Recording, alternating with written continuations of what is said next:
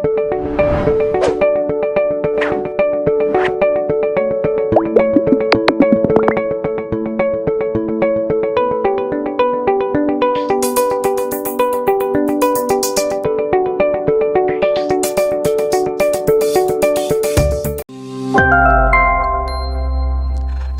saudaraku yang dikasih Tuhan. Kita berjumpa kembali di small group kita pekan ini. Apa kabarnya semuanya? Halo, semuanya sehat, amin. Doa saya setiap saudara semua dalam keadaan sehat, penuh sukacita, dan Tuhan senantiasa memberkati setiap saudara, amin. Kita bersyukur hari ini kita boleh berjumpa kembali di small group kita.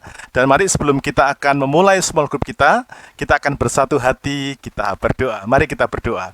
Tuhan, terima kasih untuk pertemuan yang luar biasa. Engkau boleh kumpulkan kami kembali di small group kami hari ini.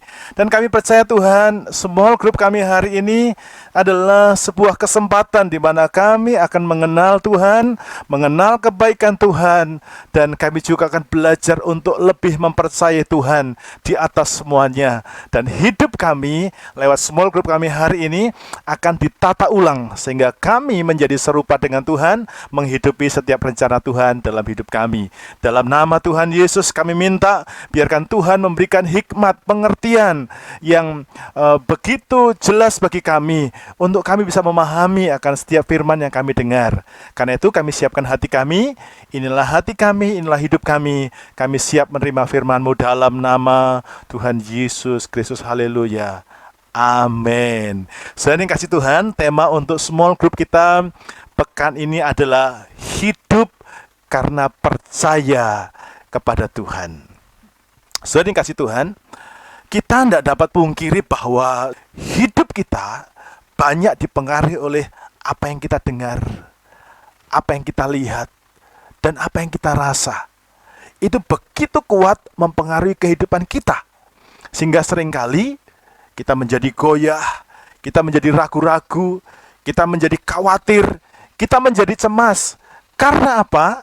Karena ada panca indera, ada mata, karena ada telinga, karena ada perasaan, karena kita melihat, karena kita mendengar, dan karena kita merasa sesuatu. Apalagi kalau kita suka bertemu dengan orang yang penuh dengan ketakutan. Ketika kita bertemu dengan mereka, kita jadi takut. Kita ketemu dengan orang yang membawa kabar yang menakutkan, kita menjadi takut. Kita melihat, mata kita melihat berita di televisi, wow, lonjakan COVID di kota ini begitu besar, kita menjadi takut. Saudaraku, kita diberikan mata, diberi telinga, diberi perasaan oleh Tuhan. Itu bukan supaya kita hidup oleh apa yang kita lihat, oleh apa yang kita dengar, tetapi kita harus hidup dari percaya kita kepada Tuhan. Amin. Karena itu kita belajar hari ini hidup percaya kepada Tuhan. Ya. Nah, untuk memulai saya ingin mengajak setiap saudara untuk membuka dan membaca super ayat small group kita yang terambil dari 2 Korintus pasal yang ke-5. Kita akan membaca bersama-sama ayat yang ke-7. 2 Korintus pasal yang ke-5 ayat yang ke-7. Firman Tuhan kita akan baca bersama-sama. 2, 3. Sebab hidup kami ini adalah hidup karena percaya, bukan karena melihat. Amin. Firman Tuhan dengan jelas mengajar kita, hidup saudara dan hidup saya tidak ditentukan dari apa yang kita lihat, sekalipun kita punya mata. Tidak ditentukan oleh apa yang kita dengar, sekalipun kita punya pendengaran. Tidak ditentukan oleh apa yang kita rasa, sekalipun kita merasakan situasi itu menakutkan, mengkhawatirkan. Tapi firman Tuhan berkata, sebab hidup kami ini adalah hidup karena percaya. Amin. Mari sama-sama katakan, hidup saya adalah hidup karena percaya kepada Tuhan. 2, 3. Hidup saya ini adalah hidup karena percaya kepada Tuhan. Amin. Oleh sebab itu saudara, kita harus membangun satu keyakinan, satu kepercayaan yang kuat kepada Tuhan dan kepada firman-Nya. Nah, hari ini saya mau tunjukkan kepada saudara alasan mengapa kita mesti percaya kepada Tuhan. Kita membaca di dalam kitab Esra pasal 1, ya. Kita buka sama-sama kitab Esra pasal 1. Saya ingin ajak saudara mulai membaca ayat 1 lebih dulu, ya. Demikian bunyi firman Tuhan. Pada tahun zaman Kores, raja negeri Persia, Tuhan menggerakkan hati Kores, raja Persia itu, untuk menggenapkan firman yang diucapkan oleh Yeremia, sehingga disiarkan di seluruh kerajaan Kores secara lisan dan tulisan pengumuman ini. Ayat 2. Beginilah perintah Kores, raja Persia. Segala kerajaan di bumi telah dikaruniakan kepadaku oleh Tuhan, Allah semesta langit. Ia menugaskan aku untuk mendirikan rumah baginya, bagi Tuhan, di Yerusalem yang terletak di Yehuda. Haleluya. Saudara, kita perlu tahu siapa Kores, ya, sehingga kita akan tahu alur ceritanya. Kores ini adalah raja Persia, raja yang bengis, raja yang tidak mengenal Tuhan. Tetapi hal yang menarik adalah Tuhan, ayat 1 berkata demikian, Tuhan menggerakkan hati Kores, raja Persia, untuk menggenapkan firman yang diucapkan oleh Yeremia. Alasan kita untuk kita mempercayai Tuhan, hidup karena percaya kepada Tuhan adalah begini.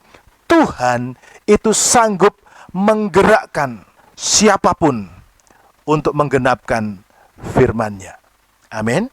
Bahkan untuk membangun rumah Tuhan yang ada di Israel, yang ada di Yerusalem. Padahal itu rumah Tuhan untuk orang-orang yang Dia tawan, bukan untuk dirinya. Ya, kadang dalam hidup ini kita diliputi dengan ketakutan. Aduh, bagaimana ya?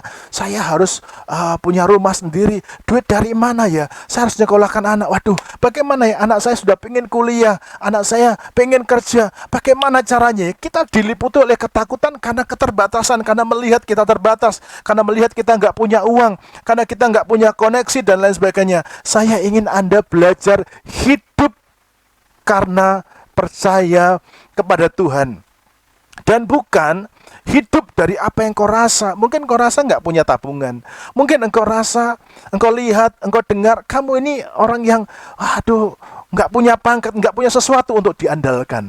Tapi hidup kita bukan dari apa yang kita lihat, bukan dari apa yang kita dengar, dan juga bukan dari apa yang kita rasa. Hidup kita oleh karena kita percaya kepada Tuhan. Nah, siapa Tuhan yang kita percayai?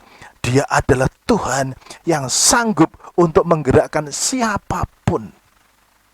Amin. Ini yang pertama. Yang kedua, Tuhan sanggup melakukan apapun untuk menggenapi firman-Nya. Amin. Tuhan itu bisa bikin apa saja. Amin. Tuhan bisa lakukan apapun untuk hidup kita. Kita nggak perlu takut. Amin. Dan yang ketiga, Tuhan sanggup menjaga secara akurat agar firman-Nya digenapkan secara tepat dalam kehidupan kita. Saya ingin ajak saudara untuk lihat di dalam ayat yang ke-7. Firman Tuhan berkata demikian.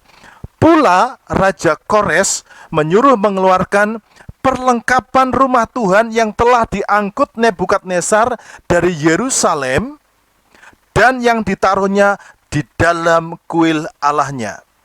Kores Raja Persia itu, ayat 8, menyuruh mengeluarkan semuanya itu di bawah pengawasan Mitredat, bendahara raja, yang menghitung seluruhnya bagi Sesbasar pembesar di Yehuda.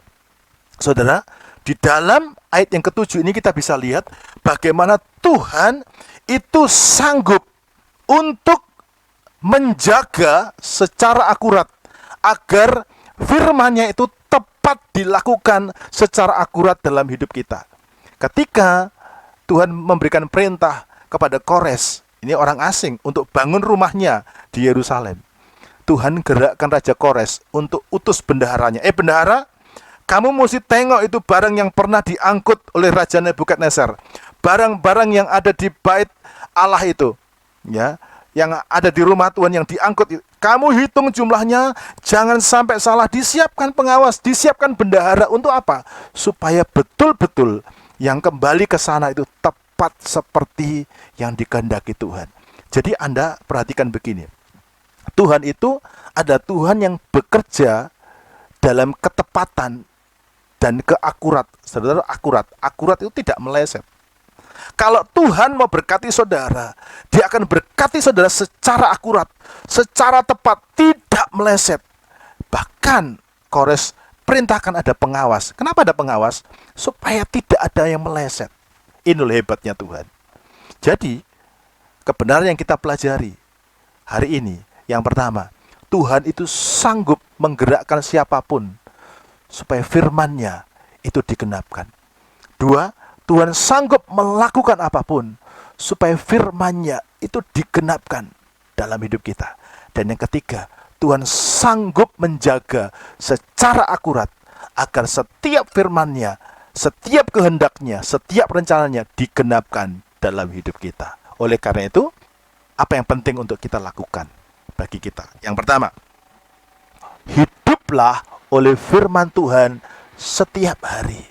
Saudara, yuk loh kita hidup oleh firman. Karena firman itu sanggup melakukan, menggerakkan, bahkan menjaga terjadi dalam hidup saudara. Yang kedua, jangan pernah komplain dan bimbang akan firman Tuhan. Kalau sudah dapat firman Tuhan, jangan komplain, terima dengan percaya. Dan yang ketiga, belajarlah percaya sekalipun engkau tidak melihat. Belajarlah percaya sekalipun engkau tidak melihat, engkau tidak merasakan hari ini, tapi engkau percaya Tuhan sanggup lakukan. Dan ini pasti akan terjadi dalam hidup saudara dan saya. Amin. Saya percaya hari-hari ini setelah kita mendengar pelajaran hari ini, saudara akan dibawa Tuhan untuk mengalami perkara-perkara dahsyat dalam hidup saudara, dan mujizat pasti terjadi di hidup saudara. Tuhan Yesus berkati. Mari kita akan bersatu hati dan kita berdoa. Tuhan, kiranya Kau meneguhkan setiap pelajaran ini buat kami belajar hidup oleh karena percaya. Kami sudah melihat bagaimana Tuhan bisa menggerakkan Raja Kores untuk membangun rumah Tuhan yang ada di Yerusalem. Itu bukan untuk dirinya, tapi untuk bangsa Israel. Tapi karena Tuhan yang menggerakkan.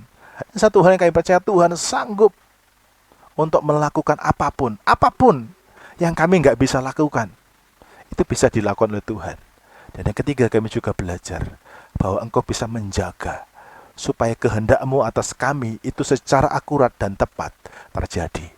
Dan kami yakin ini bukan hanya terjadi dalam kehidupan bangsa Israel, tapi juga terjadi dalam kehidupan kami. Kami yang hidup karena percaya kepada Tuhan Yesus Kristus. Kalau kami hidup oleh karena percaya kami kepada Tuhan, maka Tuhan juga sanggup menggerakkan siapapun untuk melakukan dan menggenapi firman-Mu di hidup kami.